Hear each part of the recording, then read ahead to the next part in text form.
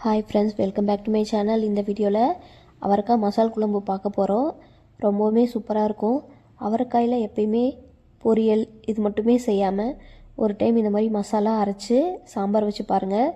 ரொம்பவுமே சூப்பராக இருக்கும். இட்லி, தோசை, சப்பாத்தி, சாதத்துக்கும் சூப்பராக இருக்கும். நான் இன்றைக்கி வந்து சாதத்துக்கு தான் செஞ்சுருந்தேன். காலையில் சாதமும் சாப்பிட்டுக்கலாம், நைட்டு இட்லி தோசைக்கும் சாப்பிட்டுக்கலான்றதுனால செஞ்சுருக்கேன். ரொம்பவுமே சூப்பராக இருக்கும். வீடியோ ஃபுல்லாக பாருங்கள். ஒரு கடாயில் கொஞ்சமாக எண்ணெய் விட்டுக்கலாம். எண்ணெய் விட்டு ஒரு 150 கிராம் சின்ன வெங்காயம் நல்லா தோல் உரித்து கழுவிட்டு சேர்த்துருக்கேன். நீங்கள் சின்ன வெங்காயம் இல்லைன்னா பெரிய வெங்காயம் கூட யூஸ் பண்ணிக்கோங்க. நல்லா கலந்து விட்டுருங்க. கலந்து விட்டு நான் இன்றைக்கி 10 பல் பூண்டு, கொஞ்சமாக இஞ்சி எடுத்திருக்கேன். அதையும் நல்லா போட்டு கலந்து விட்டுடலாம். அப்புறம் தக்காளி சேர்த்துக்க போகிறோம். நான் 2 பழுத்த தக்காளி நல்லா கழுவிட்டு கட் பண்ணி சேர்த்துக்கிறேன். நான் சாதத்து கூட செஞ்சதுனால லைட்டாக புளி ஆட் பண்ணியிருப்பேன் பின்னாடி. உங்களுக்கு வந்து இட்லி தோசைக்கு அப்படின்னா நீங்கள் புளி சேர்க்க வேண்டாம். தக்காளியோட அளவுமே கொஞ்சம் கம்மி பண்ணிக்கோங்க. நான் 2 தக்காளி சேர்த்துருக்கேன். சேர்த்துட்டு நல்லா கலந்து விட்டுருங்க. சீக்கிரமாக வதங்கி வர்றதுக்காக கொஞ்சமாக உப்பு சேர்த்துக்கலாம். பாருங்கள், இப்போவே லைட்டாக கலர் மாறி இருக்குது, லைட்டாக வதங்கி வந்திருக்கு. உப்பு சேர்த்து நல்லா கலந்து விட்டுருங்க. கொஞ்சமாக மஞ்சள் ஆட் பண்ணிக்கலாம். இப்போ வந்து ஓரளவுக்கு நல்லாவே வதங்கிடுச்சு. ஸ்டவ் ஆஃப் பண்ணிவிடுங்க. ஆஃப் பண்ணிவிட்டு 2 டீஸ்பூன் தனியாத்தூள் சேர்த்துக்கோங்க. தனியாத்தூள் சேர்த்துட்டு நல்லா கலந்து விட்டுடலாம். அவ்வளோதான். இதை வந்து நல்லா ஆற வச்சு மிக்சியில் சேர்த்து நம்ம அரைச்சிக்க போகிறோம். மிளகாய் தூள்லாம் நம்ம அப்புறமா தான் போட போகிறோம். இப்போ வந்து மிக்சியில் நல்லா ஃபைன் பேஸ்ட்டாக அரைச்சிக்கலாம். இப்போ நான் அவரைக்காயை குட்டி குட்டியாக கட் பண்ணி வச்சுருக்கேன்.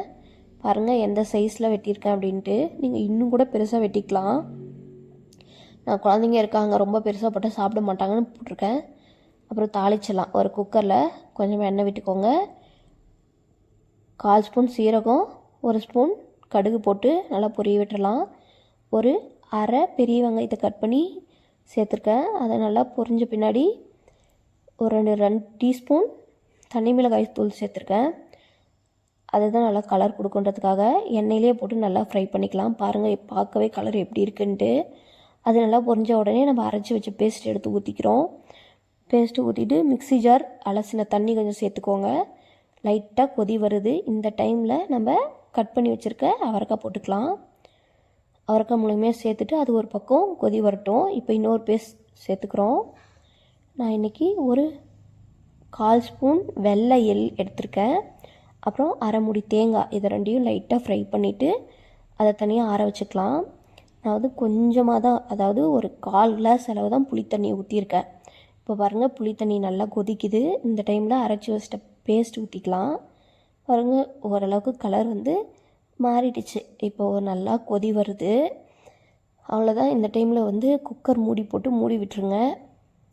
குக்கர் மூடி போட்டு மூடி விசில் வச்சு விட்டு நான் வந்து இன்றைக்கி 2 விசில் வச்சு எடுத்திருந்தேன். 2 விசில் நல்லாவே வெந்திருக்கும். ஏன்னா நம்ம ஃபஸ்ட்டே கொஞ்ச நேரம் கொதிக்க விட்டோம் இல்லையா. இப்போ பாருங்கள் ப்ரெஷர் போட முன்னாடி ஓப்பன் பண்ணலாம். அந்த எண்ணெய்லாம் மேலே வந்துருக்கு. அவரைக்காய் வந்து சூப்பராக குக் ஆகிருந்தது. இந்த ஸ்டேஜில் கருவேப்பிலை, ஃப்ரெஷ்ஷான கொத்தமல்லி சேர்த்துக்கலாம். கொத்தமல்லி சேர்த்து நல்லா கலந்து விட்டுருங்க.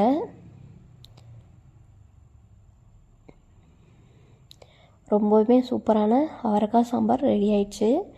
இட்லி, தோசை எல்லாத்துக்குமே சூப்பராக இருக்கும். நான் இன்றைக்கி சாதத்துக்கு தான் செஞ்சுருந்தேன். ரொம்பவுமே சூப்பராக இருந்துச்சு.